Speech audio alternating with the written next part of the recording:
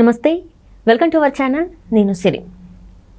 ఎన్నికలు జరిగిన తర్వాత వైసీపీలో అయితే ప్రక్షాళన మొదలైంది. వేటు వేయడం కూడా స్టార్ట్ అయింది. ఆల్రెడీ సిద్ధారెడ్డి పైన అయితే వేటు పడడం జరిగింది. అయితే నెక్స్ట్ సజ్జలేమో అని చెప్పేసి భయపడుతున్నారు. అయితే ఇదే టైంలో సజ్జల రామకృష్ణారెడ్డి అయితే జగన్మోహన్ రెడ్డిని భయపెడుతున్నారు అని చెప్పేసి వార్తలు వస్తున్నాయి. భయపెట్టి తను వేరే పార్టీలోకి వెళ్తానని కూడా బెదిరిస్తున్నట్టు కూడా వార్తలు వస్తున్నాయి. మరి ఇందులో ఎంతవరకు వాస్తవం ఉంది ఏంటి అనేది మనకి వివరించడానికి మనతో పాటు ఉన్నారు ప్రముఖ సీనియర్ జర్నలిస్ట్ డివిఎస్ గారు. నమస్కారం సార్. నమస్తే సార్. ఇప్పుడు చూస్తుంటే జగన్మోహన్ రెడ్డి గారు పార్టీ ప్రక్షాళన ప్రక్రియ మొదలుపెట్టిన నెక్స్ట్ డే నుంచి వెళ్ళి ఈ వార్తలు వస్తున్నాయి. ఏంటంటే సజ్జల రామకృష్ణారెడ్డి గారు జగన్మోహన్ రెడ్డిని బెదిరిస్తున్నారు. పార్టీలో అంటే కీలక ఈ పదవి ఇవ్వకపోతే వేరే పార్టీలోకి వెళ్తానని, తన దగ్గర కీలక ఆధారాలు ఉన్నాయని చెప్పేసి కూడా తనని బెదిరిస్తున్నట్టు మరి వార్తలు వస్తున్నాయి. ఇందులో వాస్తవం ఉందంటారు? వైఎస్ఆర్ కాంగ్రెస్ పార్టీకి పట్టిన శని సజ్జల. ఈ శని వదిలితే తప్ప వైఎస్ఆర్ కాంగ్రెస్ పార్టీకి భవిష్యత్తు లేదు. ఇట్లా క్యాడర్లో నాయకుల్లో తీవ్ర అసంతృప్తి, ఆగ్రహం. ఎందుకంటే మనం చూసాం అనేక మంది విమర్శలు కూడా, అటు ధనుంజయ రెడ్డి, ఇటు సజ్జల రామకృష్ణారెడ్డి, విజయసాయి రెడ్డి, వీళ్ళందరూ కూడా జగన్ చుట్టూతా ఒక దుష్ట గ్రహాలుగా మారి జనానికి దూరం చేశారు.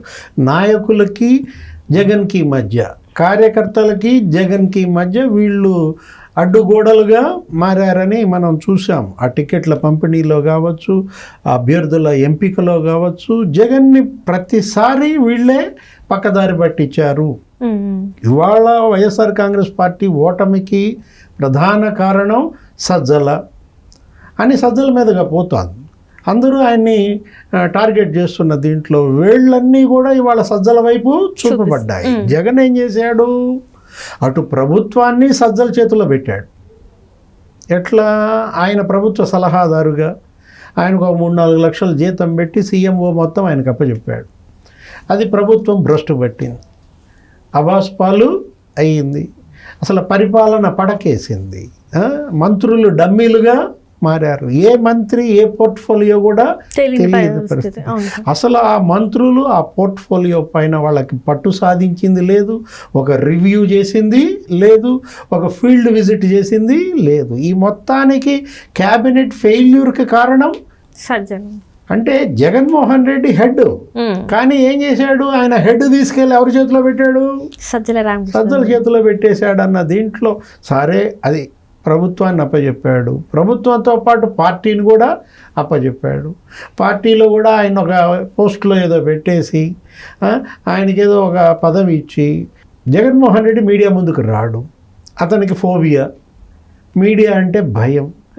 ఏది ప్రెస్ మీట్ కనుక పెట్టినట్లయితే వాళ్ళు ఏ ప్రశ్నలు అడుగుతారో లేనిపోయింది. పాత కేసులు, సిబిఐ, ఈడీ, వీళ్ళ ఆస్తుల జప్తు, ఫిక్స్డ్ డిపాజిట్ల జప్తు, వాటి రిలీజు, ఎక్కడ ఏం అడుగుతారో అనే భయంతో ఇతను ఏం చేశాడు? మీడియాను అవాయిడ్ చేస్తాడు.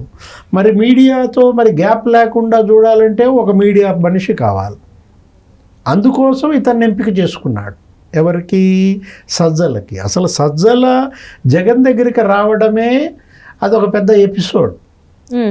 ఆయన ఏంటి, వాళ్ళ అన్నయ్య ఎక్కడో ఓబులాపురం గనులకు సంబంధించి నీకు గాలి జనార్దన్ రెడ్డి ఉన్నాడు, బళ్ళారి మైనింగ్ మాఫియా డాన్.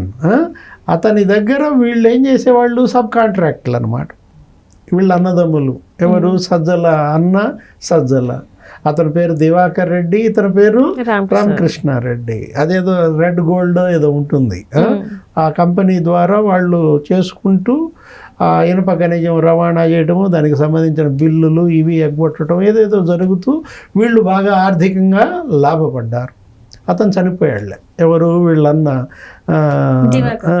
తర్వాత ఇతనేంటి, సాక్షిలో చేరాడు. ఇతను సాక్షిలో చేరడానికి గతంలో ఈయన జర్నలిస్ట్ కదా, ఆ జర్నలిస్టు దీంట్లో సాక్షిలో ఇతను ఏదో బాగా మంచిగా రాస్తాడని చెప్పి, పెన్ పవర్ ఉందని చెప్పి తీసుకున్న దాంట్లో సాక్షిని కాస్త భ్రష్టు పట్టించారు. ఏది? సరే డబ్బులు ఉన్నాయి కాబట్టి ఎట్లా కొట్టా నడుపుతూ, కొన్నా కొనకపోయినా జనం మీదకి సాక్షినేసి రుద్దిన దీంట్లో ఉపయోగపడింది సాక్షి. ఎందుకు? తెలుగుదేశం పార్టీ మీద బురద చల్లడానికి, చంద్రబాబు పైన, ఆయన కుటుంబం పైన నీకు దుష్ప్రచారం చేయడానికి, అవాస్తవాలు ప్రచారం చేయడానికి. అన్నీ అబద్ధాలే కదా. ఏమని పింక్ డైమండ్ ఎత్తుకుపోయారు, పోయి ఎతికితే చంద్రబాబు ఇంటో దొరుకుద్దని, ఆ డిఎస్పీలు 36 మంది ఒకే కులపాళ్ళు కమ్మాళ్ళకే ఇచ్చారని, ఇలా ప్రతి అబద్ధం వీళ్ళు మాట్లాడతారు, సాక్షిలో వచ్చుద్ది, సోషల్ మీడియాలో వెళ్ళుద్ది, ఐప్యాక్ ప్రచారం చేస్తుంది, నీకు జనం నమ్మారు, మొత్తానికి గెలిపించినది ఒక అవకాశం కదా. ముఖ్యమంత్రి అనే జీవితాశయం నెరవేరినప్పుడు రాజశేఖర్ రెడ్డి ఎలా ఉపయోగించుకున్నాడు? ఏదో ఒక 5-6 స్కీములు పెట్టేసి దేవుడైపోయాడు. ఆయన చేసిన అవినీతి అంతా కూడా మరుగున పడింది. ఆయన అవినీతికి కొడుకు జైలుకి వెళ్ళాడు, కానీ రాజశేఖర రెడ్డికి మాత్రం మంచి పేరు వచ్చింది. ఏ మలినం అంటకుండా మొత్తానికి చనిపోయాడనే ఉద్దేశంతో ఆయన ఎవరు ఒక మాట అనని పరిస్థితిలో ఎట్లా కొట్లా ఆయన ఎపిసోడ్ ముగిసింది. ఇప్పుడు ఇతనికి అవకాశం వచ్చింది కదా జగన్మోహన్ రెడ్డి, మా నాన్నకన్నా నేను మంచి పేరు తెచ్చుకుంటా, 6 నెలల్లో బెస్ట్ సీఎం అనిపించుకుంటా, మా నాన్న ఫోటో పక్కన నా ఫోటో పెట్టేలా చేస్తా, ఇట్లా ఇదేదో చెప్పాడు నీకు చాక్లెట్ కబుర్లో. కానీ ఏం చేశాడు? ఈయన హెడ్ తీసుకెళ్ళి సజ్జల చేతిలో పెట్టాడు అన్నాం కదా. అటు ప్రభుత్వానిది ఇటు పార్టీదే కాదు, సోషల్ మీడియా కూడా ఎవరికి అప్పచెప్పాడు? సజ్జల కొడుకు అప్పచెప్పాడు, భార్గవరెడ్డి. వైసీపీ సోషల్ మీడియా మొత్తం భార్గవరెడ్డికి అప్పచెప్పిన దాంట్లో భార్గవరెడ్డి మొత్తం చండాలం చేసేసాడు, భ్రష్టు పట్టిందనమాట. ఎప్పుడూ లేనిది లేడీస్ని మరి క్యారెక్టర్ అసాసినేషన్ మనం చూసావు, నువ్వు కూడా చూసావు. ఏది చాలా అసభ్యంగా ఒక ఆడపిల్ల ఇవాళ తలెత్తుకోలేని రీతిలో వీళ్ళు అవమానించింది భువనేశ్వరి మేడంనో, లేకపోతే మన ఎవరు బ్రాహ్మణినో, లేకపోతే అనితనో, అనురాధనో, గాయత్రినో, ఉండవల్లి అనూషనో, వీళ్ళను కాదు, మొత్తం ఆడాళ్ళందరినీ. సొంత చెల్లెల్ని చేసినా కూడా ఇక్కడ కూడా మాట్లాడిన పరిస్థితి. అది పీక్. ఏది అప్పటిదాకా సహించారు, చివరికి ఏం జరిగింది? సజ్జల భార్గవ్ ఈ సన్నాసులంతా నీకు షర్మిల సునీతనే గబ్బు పట్టించేసరికి ఇక జనం ఆగ్రహం అవధులు దాటిందన్నమాట. షర్మిల అసలు రాజశేఖర రెడ్డికే పుట్టలేదన్నట్టుగా విజయమ్మను అవమానించారు, ఆమె క్యారెక్టర్ని అసాసినేట్ చేశారు. సునీతని, షర్మిల అసలు పేరే మార్చేశారు, మురసపల్లి షర్మిల శర్మని, షర్మిల శాస్త్రి అని.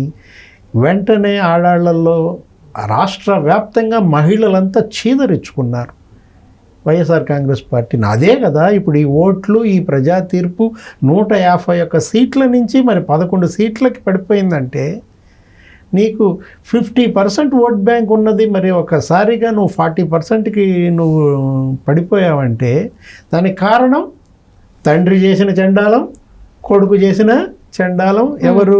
సజ్జల రామకృష్ణారెడ్డి, సజ్జల భార్గవరెడ్డి. ఈ మొత్తం వైసీపీ నాశనానికి కారణమని పళ్ళు పటపట గొరుకుతున్నారు కార్యకర్తలు కానీ నాయకులు కానీ. ఇప్పుడు ప్రక్షాళన చేస్తే మొదట ఎవరితో చేయాలి? సజ్జలతో చేయాలి, సజ్జలని తప్పించాలి.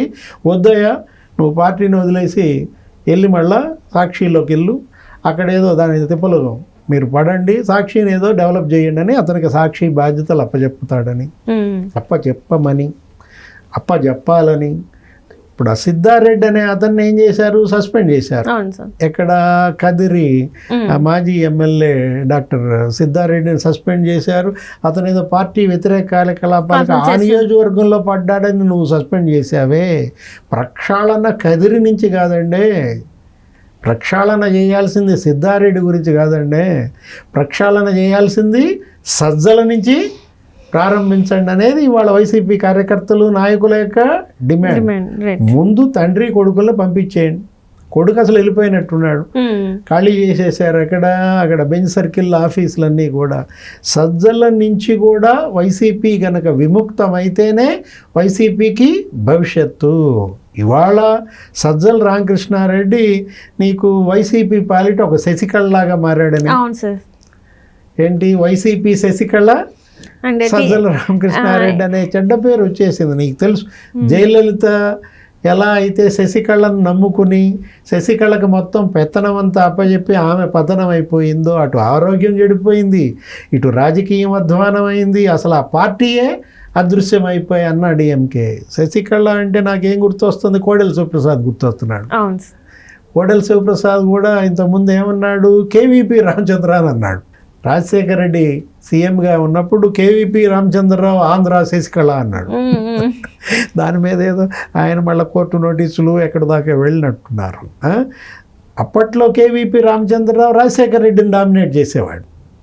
ఏంటి, రాజశేఖర రెడ్డి ఇవాళ కేవీపీ చేతిలో కీలు బొమ్మ అయ్యాడనే చెడ్డ పేరు అప్పట్లో ఆయనకు వచ్చింది. ఏంటి, ఈయనేదో తన యొక్క ఆత్మ బంధువు అని వైఎస్ ఆత్మ అనేవాళ్ళు. ఎవరిని, కేవీపీని. అప్పుడు కోడెల తిట్టాడు అనమాట, ఏమని, ఆంధ్ర శశికళ కేవీపీ అని. ఇప్పుడు మళ్ళీ అది గుర్తొస్తుంది, ఏమని, వైసీపీ శశికళ సజ్జల అనే ప్రచారం సోషల్ మీడియాలో చేస్తున్నారు. సజ్జల పైన చర్యలు మరి జగన్ తీసుకుంటాడా లేదా? ఈలోపు అసలు సజ్జల ఏమంటున్నాడు, నువ్వు నన్ను తీసేయటం ఎందుకు, నేనే బీజేపీలో చేరిపోతాను అంటూ మరి సజ్జల రామకృష్ణారెడ్డి బీజేపీ వైపు చూస్తున్నాడని, అటు ఆర్థికంగా బలపడ్డాడు. ఇవాళ వందలు వేల కోట్లలోకి వెళ్ళిపోయిన పరిస్థితుల్లో మరి సజ్జల జగన్ వైపు ఉన్న, జగన్కి దూరమైన సజ్జలకే లాభం. Right sir, right, thank you so much.